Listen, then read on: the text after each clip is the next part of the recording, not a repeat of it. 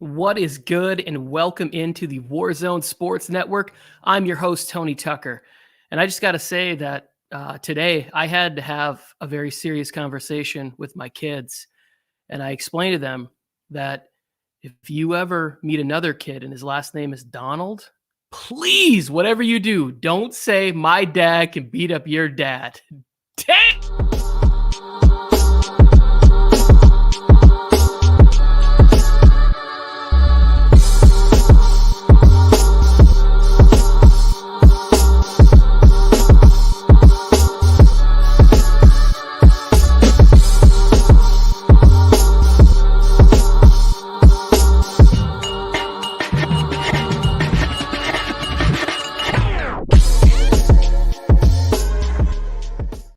What is going on? We got people rolling in case you missed the opening real quick. I was talking about the idea of like if my kids ran into Aaron Donald's kids someday and they were like, my dad could beat up your dad. I'd be like, don't say that. Don't ever say that because I would disown you. I'd be like, I don't even know who those kids are, Aaron. I don't even know why they'd say something stupid like that, man. We cool. Can I get some tickets? Can a homie get some tickets? People still coming in. I got a pretty jam-packed show planned for this evening. So retweet, share, like, comment, subscribe, join in, all that fun stuff. I look forward to engaging with you, especially here at the Warzone Sports Network. Subscribe to our YouTube channel, get the word out, join the fun that we are having. I'm going to be talking about Joel Embiid and his comments. He just had a masterful, another performance by him. But we'll get into his comments where, he compares himself to some great NBA players. See whether I disagree or agree with the man. Hopefully we're going to be coming to you. We're going to have a live look-in at Dodger Stadium and whoever they're playing tonight. I don't even know. I should have looked at the schedule and been more prepared. But I got my, Filipino night Dodger jersey hanging up there in the back just to represent for that. And the aforementioned Mr. Joel Embiid. As you can see, I only pick topics based around the jerseys that I've been able to purchase. So we'll see how that works. But the main topic, I almost forgot. I also want to plug Sports Force, which came out tonight, a new episode featuring Brian Bolster and Joe Scurto. It's fantastic, the show. I watched the first 10 minutes before I was preparing for this. And I got to say, Mr. Joe Scurto, if you're listening to this, and I'll cut it up and just send it to you. You stole my heart, brother, with your defense of Julian Edelman's case for the Hall of Fame. Absolutely. I should have just cut that and put that in here because it was a marvelous defense of why Julian Edelman should get into the NFL Hall of Fame someday. But I talked about that on Monday's show, and I'm rambling about that other places. Excusez-moi, mon chéri. The thing I really want to talk about is the Mel Kiper mock draft, right? Because there's certain people they're so plugged in, beyond us. Like our mock drafts are fun. We had one here on the Warzone Sports Network. Go back and check it out. It's done really great. A lot of engagement, interaction with people, agreeing, disagreeing. Put out the PFF grades on it today. But when you have somebody like Mel Kiper Jr. or Todd McShay, they're so plugged in to what is going on that like it's great to be able to go through their mock draft. And so, since I'm a high roller and I got an ESPN Plus account because your boys like that, I went on and I just went through this thing. And I went through mainly the top 10 because once we get past that, we start talking about, other stuff that like you kind of got to get into the real grits and grime of the roster and stuff. We'll get there in a second. Comments already blowing up. Drew Brees back again. Thank you, Drew Brees. Appreciate it. And Joe shouting him out. So happy to be in here. Joe Morley saying, Aaron Donald can punch me. Joe, I think that is a very foolish thing to do, my friend. Anyways, let's get back to the topic. Stay focused, Mr. Tucker. Here we are. So the first two are pretty standard, right? We already knew where these were going to be. We already knew it was going Trevor Lawrence, although I didn't really catch everything that happened, but did Trevor Lawrence's dad make some comment about saying I don't want to misquote, but it was basically like, my kid winning, losing doesn't really matter. I don't know. That's just not the that's not the quote that you want to go out about your son before he's about to land in what I think is the perfect landing spot. Like the Jets did him a favor because Trevor Lawrence doesn't strike me as a guy that would love New York City. He can be in Jacksonville, him and the brand new wife. Congratulations, Mr. Lawrence, on the nuptials to your new wife. But anyways, Trevor Lawrence is going first in the draft. And then we have Zach Wilson. That all seems to be confirmed and all the buzz and everything that's going around there. I wish the BYU youngster a lot of luck in there. But then we get to number 3. And we are only T-minus 2 weeks away from Niners Nation's head exploding. Because Mel Kiper says everything he's hearing, everything he knows is that they're taking Mac Jones. He loves Mac Jones. Like this guy's so good for his offense and where he could be and what he could be. And Niner fans, just football fans in general, people just don't seem to understand how you could pass up on a guy like Justin Fields, who on most people's boards is number 2. People already think the Jets are making a mistake, but at least they're sort of like, I get it a little bit. But Mac Jones is number 4. Like, I have to feel that if he really believes that he would have won a Super Bowl with Kirk Cousins, wouldn't he have tried harder to get Kirk Cousins before? Or like, if you trade, it's not even that Mac Jones is a bad quarterback. Like, I don't want people thinking about here, like, slander on Mac Jones. I don't know the guy or whatever. I'm just saying, is he worth 3 first-round picks to move up for? Like, is the upside high enough to give away 3 first-round picks? And I don't get that. Like, I feel like you would have been better. Like, why not trade to like 6? Was there other teams? Was the heat growing on Mac Jones? I don't know. I really was just like, okay, Mel says it's there. Obviously, that's not set in stone or anything, but pretty accurate. Actually, you know what? I don't even know that because I never really follow up afterwards. And this was mock draft 4.0 for Mel. So it's like he's done this 4 times. I probably should have checked the other ones to see where he had Mac Jones going on, Mel Kiper mock 2.0. Could have been very different. Maybe he had Kellen Mond in there. I did see a little bit of Kellen Mond on the Brandon Marshall's show. Dang it slipped my mind. I love the show. It's on Fox Sports. But Kellen Mond's got a good personality. If this kid can play, he's going to make some money and endorsements in the NFL. All right. So good luck. I'm going to actually be watching some of the draft with 49er fans, and I will definitely be watching during pick 3 and doing some screen recording because if they announce Mac Jones, I already know all of these dudes are going to be on fire. He went to number 4, and that was Atlanta. But in his draft, he has the pick actually being traded. Miami moving into 4 from Atlanta. Miami's doing like what? The hokey pokey?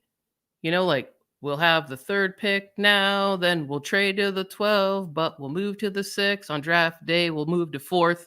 They're going to end up Kyle Pitts. Like, I think this is a great move for them, especially which I'm not going to get to this later in the draft. The Miami Dolphins, he has them taking defensive end, I believe, out of Michigan or something. But this is exactly what you need for Tua. This says we like Tua and we're going to give him weapons. We're going to give him a shot because this is what he needs to succeed in the NFL if he's going to make it. So I'm a big fan of this trade and this acquisition, although it's funny because he then at 6 has them getting Lance. I don't know. It'd be a little comical to me if if all of a sudden he was just like, yeah, I thought about it and we don't love Tua as much. We're going to take Trey Lance. And then they just trade it out. And I guess Atlanta would still end up with somebody nice. They'd still end up with Kyle Pitts or whoever, who's ever there. Yeah, I can't tell. Joe's at the stadium and I can see behind the scenes. I can see Dodger Stadium. It looks absolutely glorious there with his family taking in the Dodgers game. Good to see people in the stands again. Oh man, I can't wait. I was hoping to go to him go to this game with him, but it didn't work out schedule wise. But we'll make it to a game for sure. I skipped over 5, but number 5 allows me to say this: the Cleveland Browns signed a 1-year deal with Jadeveon Clowney. Right? They got themselves a second goat hunter. This is what you do when you get these defensive ends. Like, you got one job: get up the field and go after these Tom Brady's and Aaron Rodgers and Russell Wilsons, and like, just go and smash these guys. And now they have Myles Garrett and Jadeveon Clowney on the Browns. And so why am I talking about that when the Cincinnati Bengals are on the clock in Mel Kiper's 4.0 mock draft? Is because they're taking Penei Sewell, which is like, you have a guy who just got coming off a terrible knee surgery, probably won't even be ready to start the season. Actually, I don't know that. That's just me flying by the seat of my pants. But if I were the Bengals, I wouldn't necessarily rush him back if he's not 100%. But they take Penei Sewell, and that's what you draft. Joe Burrow, you get him somebody like Penei Sewell to anchor that line. And it's great. And like I said in our mock draft, you're probably looking at a guy that has, a decade, 12 years, where like you really could look back. If everybody in this draft is just sort of average, he could end up being the best player. He keeps Joe Burrow upright. Maybe they get a few more weapons, T. Higgins. Maybe Joe Mixon can stay healthy for a couple of years and the Bengals turn it around. I mean, the Steelers are headed in the wrong direction. That's why I took down the Heinz Ward jersey. And Palomala talking about Ben playing for 2 more years. I was like, wait, wasn't he retiring like 3 months ago? And now they're talking about another 48 months? Goodness gracious. Okay. So moving along in the draft, like I said, Atlanta then gets Lance at 6. This, to me, I love this so much because everybody goes, oh, Trey Lance is a project. He's a project. Every rookie quarterback should be a project, except for a couple, right? Except for like, Peyton Manning coming out, Andrew Luck. There's a few guys that are just sort of made ready. Trevor Lawrence, I was feeling like that. I feel less like that now. But all guys have a growth period and a project in them at all. But with this one in particular, you get to go sit behind Matt Ryan, who's a professional, who I kind of feel like he'd love to stay in Atlanta, but he also knows his time is coming to an end and there anyways. So, maybe it doesn't have a cold shoulder, and he mentors this kid and he leaves the team in good hands. And Trey Lance can sit. If Trey Lance can sit for 2 years, by year 3, after learning behind Matt Ryan, he'll be a stud. The Falcons will be ready to transition into that, the next guy. But this guy can even do more stuff than Matt Ryan could do. Because I think the thing we love about Matty Ice is his ability late at games to stay calm and make throws from the pocket and do whatever.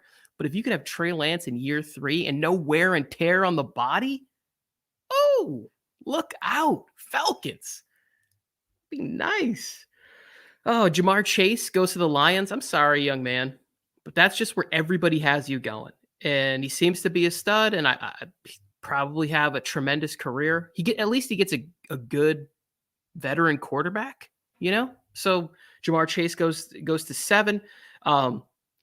Carolina, this is the next thing that I thought was pretty interesting because I didn't know Devonta Smith was like this high, but he has him.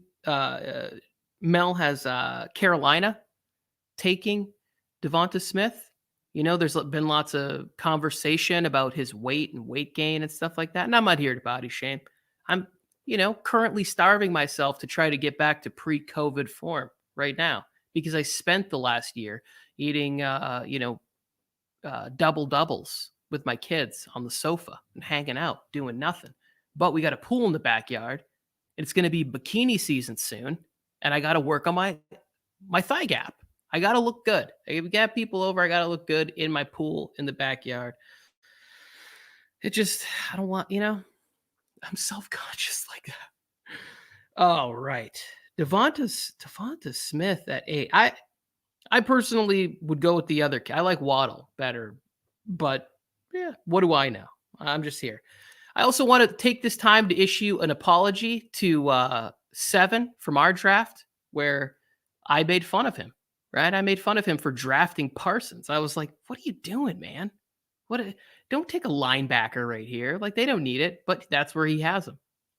Mel has Parsons, Micah Parsons going to the Broncos, which is great. They love defense. It makes sense.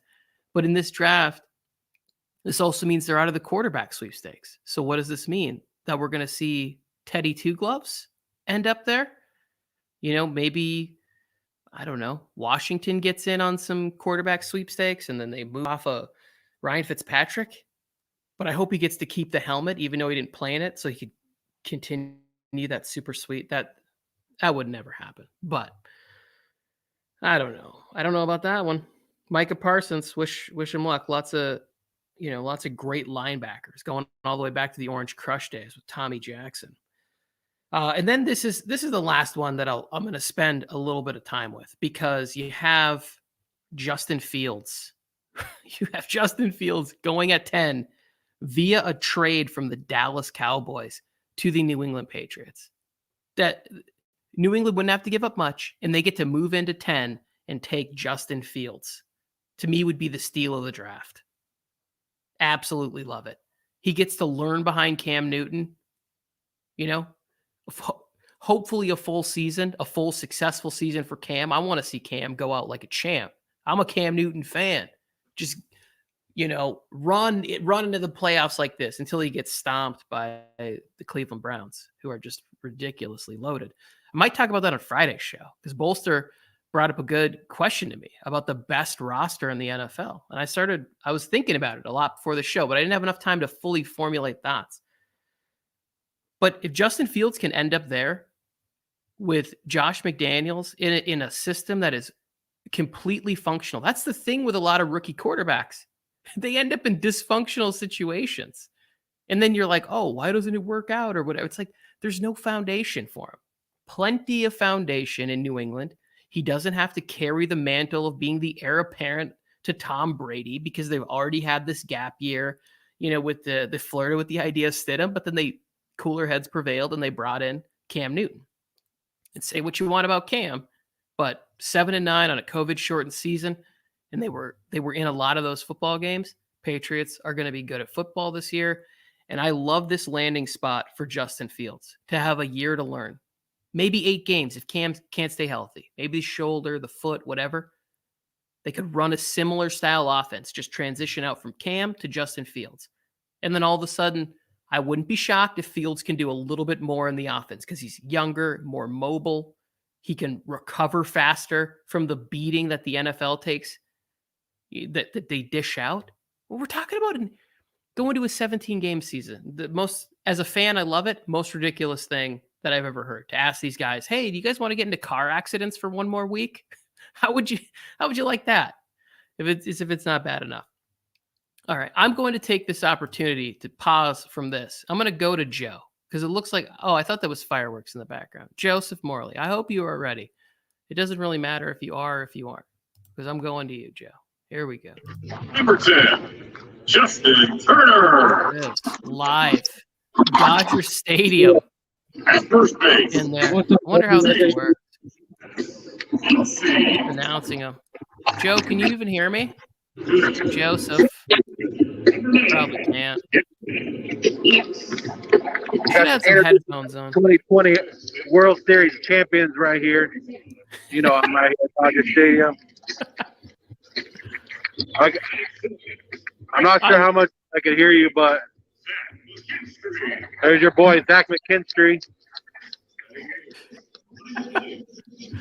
Oh man, we got to work on. We got to get headphones for this. Let me put my camera around. There we go. Yeah, let's give the people the landscape view. There it is. Yeah. All right. What's up, Tony? I can barely hear you.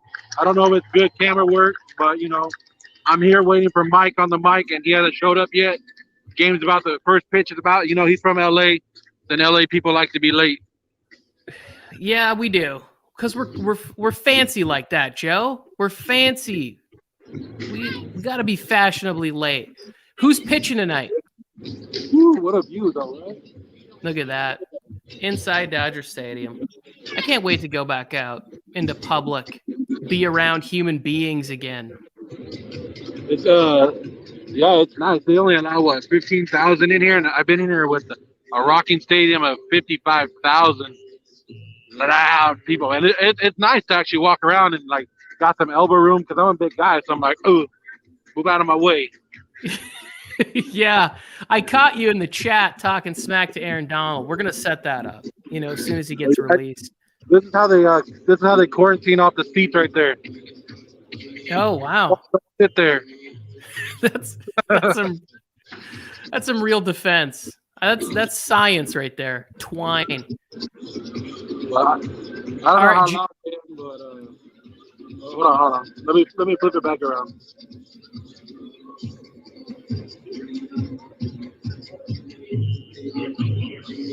Just look at that skyline, though. The skyline at Dodger Stadium is the best, I think. I haven't been to enough stadiums to agree or disagree with that statement, but this is great. We got to figure out a way to make this work better next time, and I got to get you some headphones.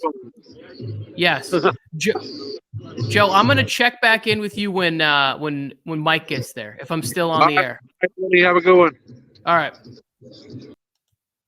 there it is, going in live into Dodger Stadium.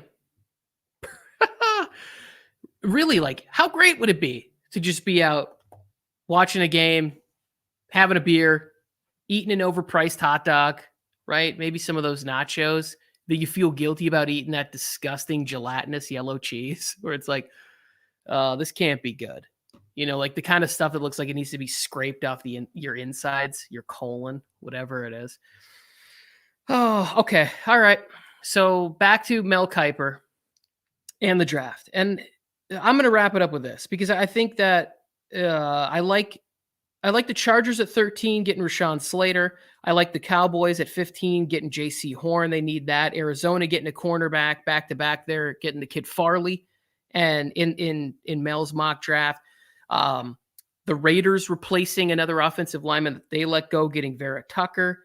And then here's the first thing at 12 that was a little confusing to me. Philadelphia, if there's all of these like talented players offensively in the draft, and you have a second-year quarterback that you drafted and committed to, like, I just think there'd be an opportunity here to potentially bring in some weapons from him. But they can't really go wrong taking Alabama corner Patrick Surtain and just starting him to really sort of anchor that defense. Just a lot of age, I guess it is a good pick to rebuild. And also the other thing that Mel said that I thought was interesting was how deep the wide receivers were. He said there was like 36 wide receivers that he could see drafted in the first 5 or 6 rounds. So that means that Philadelphia, who definitely needs some help at wide receiver, will be able to get it there. And then the other thing that was a little head shaking to me was Washington taking a linebacker at 19. I was like, I guess it's Ron Rivera's team. That pick kind of makes sense. It's too early to go running back. It's, because he likes defensive, run the game, offensive linemen. You've already had, 2 or 3 off in this mock draft there. But I appreciate Mel. I hope Mel does a 5.0. We got 2 more weeks, Mel. Do a 5.0. I like reading these things. I like seeing, sort of what all the buzz is in between. But there's no bigger buzz than what is going on and what is happening. Oh, yes. Mike on the mini mic would have been great for that right there. Mike on the mini mic. Where is it? Okay. He's going to be with Joe in 5 minutes here. Okay. All right. Whew. Let's do it. No way to smoothly transition, but we're going to the NBA. We're going to Joel Embiid. Like I said, I just, before I came in here, I was watching the game. It would have been a lot better if we could have gotten a full Nets squad versus a full Sixer squad, but I really believe this is the matchup we're going to see in the Eastern Conference Finals anyway, so it doesn't even matter. You flip a coin, 1, 2, 2, 1 between these two teams. But the reason I have this up and the reason I want to talk about it is because we have Joel Embiid saying, like comparing himself to Shaq, right? Which when I originally heard that, I was like, no, nobody, nobody could be, nobody could be Shaq. They don't make human beings that are 350 pounds and that agile. Like I don't know if Shaq was that big. And Embiid is probably just as big, but just the force at which he played, I've never seen anything like Shaquille O'Neal on a basketball court. It doesn't exist. But Joel Embiid would be a very close second to that. So I was like, okay, I get that. And especially with how the centers seem to be a little bit smaller, a little more thin, they can run as opposed to being big bodies. All right, maybe he can dominate inside like that. But then he said that his game reminds him a little bit more of Kevin Durant. And I was like, whoa. Okay, that's offensively, I love Kevin Durant. And I think he's an undefendable player because he can shoot, he can drive. He's 7 feet tall. He's got an 8-foot wingspan, the Slim Reaper. Like offensively, I don't know if there's another person that I would rather have on my team in NBA history than Kevin Durant. Like he's that good just offensively, not the defense, not even his playmaking ability, definitely not any leadership qualities coming out of there. But if we're just talking, I need a guy who can get buckets, it might be him. Because I've seen certain defenders bother James Harden. Michael Jordan is in that category too. And I've even seen people bother LeBron James, who's my favorite. And he does not shoot nearly as well as Kevin Durant. And that's why I'm saying the best offensively. But then I was thinking about it. I was like, you know what? Joel Embiid really is a mixture of these two guys, these two players, because he has the size and the force, but he can handle. He can spin. Will you watch him? He has that little jab step that he does. If you don't respect that, on the second one, he's going by you and he's dunking or getting an easy layup or an and one or something like that, putting you on a poster. And you don't want to be on a Joel Embiid poster because this dude clowns folks. Joel Embiid's funny. I like Joel Embiid. That's why I bought the jersey. Joel Embiid really is sort of like the next evolutionary, like freakish NBA athlete because he does have this monster size, but Shaq couldn't shoot free throws. Joel Embiid shoots like high 80s to low 90% from the free throw line. That's Shaq on his best day of his life couldn't have made 9 out of 10 free throws, 8 out of 10. Shaq always says, I made them when they counted. And I actually can remember quite a few times Shaq at the line making some big free throws where I was like, I would have bet a lot. I would have shaved my head or eyebrows or something if Shaq would have made 2 free throws late in the game. And then they'd be like, dunk, dunk, dunk, dunk, dunk. Look like an Air Bud movie. Like it was just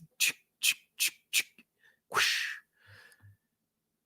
Joel can shoot the 3, can shoot the free throw, can dominate you physically.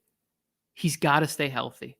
I need Joel Embiid to be 100% healthy for this playoff run. And if that happens, I think the Sixers are in the NBA Finals against the Lakers. I do believe the Lakers are going to come out of the West if healthy. The injury to Jamal Murray was gruesome. I'm a big fan of Jamal Murray too. I drafted him early so I could have him on my fantasy team because I was still feeling that bubble buzz that he put up last year. The way he just whipped the Clippers. He went in on the 3-1 comeback against the Jazz. I was like, I got to have this kid. He's going to explode this year. And he was a little up and down, but I'm a big fan of Jamal Murray, and I'm wishing him a speedy 100% recovery because he's really is talented and fun, and we're going to miss him, putting up a 50 spot in this postseason here. I also just wanted to see if he could do it on the road. This isn't about Jamal Murray. This is about Joel Embiid, the Diesel Reaper. A hybrid like we've never seen before. Somebody who's this physically dominant, but can also shoot the 3. Absolutely ridiculous that you can shoot the 3 that well and rebound and muscle anybody out of your way. It's just a matter of health. Imagine if this guy could put together a 5-year run where in the regular season, he played, 74 games because he's going to need some time. He's big. I'm not expecting this guy to play 82 games he's not the dunking Dutchman or, I don't even know if that guy played a lot. But if he could play in a 5-year span together, we could really see something impressive. And I would love go back and look at Shaq's numbers in the NBA Finals. Those runs with the Lakers, these numbers are absurd. Like 35 plus points and 15 plus rebounds, averaging that in series and just wiping people off the floor. And what he did to Sacramento. That's the kind of stuff that Joel Embiid could do today, but he needs to be healthy. And then not only do that, but step out and crush the three. Get fouled late in the game. I just watched. He gets fouled late in the game against the Nets and steps up to the line. Both of them. Stroked. Done. The man's a freak. Super talented.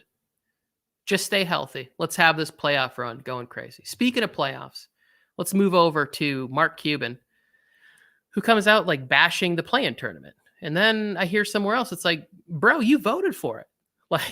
So a little hypocritical, but here's the thing. I don't think he's wrong in what he's saying. I don't really like this at all.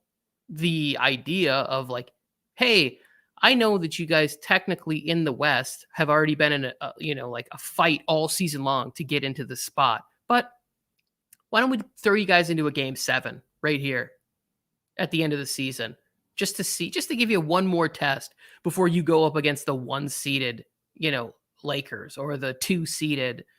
I'm sorry. Lakers are definitely not the 1 seed. That's a biased Lakers fan. Just letting it spill out into you, wishing that we were healthy enough to contend for the 1 seed. You get the Jazz or the Suns, neither of which any 7 or 8 seed is going to want. Those two teams are going to crush in the postseason. I'm not going to lie. I'm not nearly as confident as many other Laker fans that will just, we're going to roll right through all these teams. I don't know. Have you seen the way they play defense? What if Chris Paul actually manages to stay healthy in the Western Conference Finals and can play 6 or 7 games? I don't love that. I mean, I do as a fan. I don't love the fact that we have to try and beat it. But this idea, it's like, it's already a thing. So why complain about it? Why not just be like, hey, going forward, in retrospect, this is a terrible idea. We're just not going to have play-in games. Like, it doesn't make any sense to have these games for anybody but owners and money in their pocket. And me as a fan, don't get me wrong, I'm going to watch these games so hard, it's not even funny.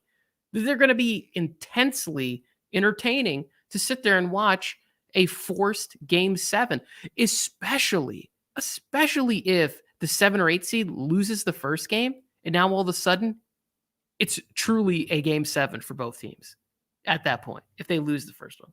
So I'm in for that. Oh, good stuff. Really good stuff. We already talked baseball. I'm getting ready to wrap up the show. Appreciate everybody for coming in. Please hit the subscribe, like, all that. Just engage with us. I love talking sports, all sorts of crazy nonsense. But I was watching a little bit of the end of the Shane Bieber performance because I was like, wait, this guy throws 9 scoreless innings and gets a no decision. The Indians don't score runs until the 10th inning. And I had to look at Shane. I had to think, hey, Shane, let me bend your ear for a second, buddy, because there's an old saying where I come from, that quitters never win. You should have went out for the 10th inning if you wanted it. I'm just kidding. You should not have gone out for the 10th inning. He pitched a masterful performance. He was still throwing just the nastiest breaking pitches in the bottom of the 9th.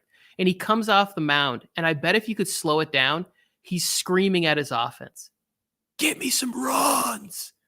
It looks like he's going, yeah, but he's really saying, you guys are garbage. Hit somebody, knocking something across the plate, anything. He's begging for runs. 9 scoreless innings. The guy on the other side of the mound, was no slouch. He went 7 innings and had like 8 Ks, and he was fantastic too. He was probably saying the same thing, just chucking sunflower seeds. Hey, anybody want to get a hit? You. Flicking sunflower seeds right into their ear hole. Do something. I can't imagine doing my job so great, so amazingly great, and then not being. I mean, I guess he did get the reward. His team won the game, but I want the W. I'm selfish like that.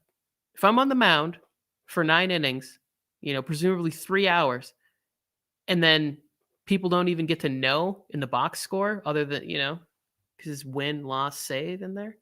They don't even know.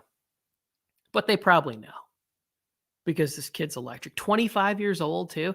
I've been out of the baseball loop for a little bit, but I'm getting back in because I'm doing more of this and I want to be engaged. For anybody who does want to talk baseball, super fans like Joe Morley, I want to be able to explain to Joe why he's wrong about things.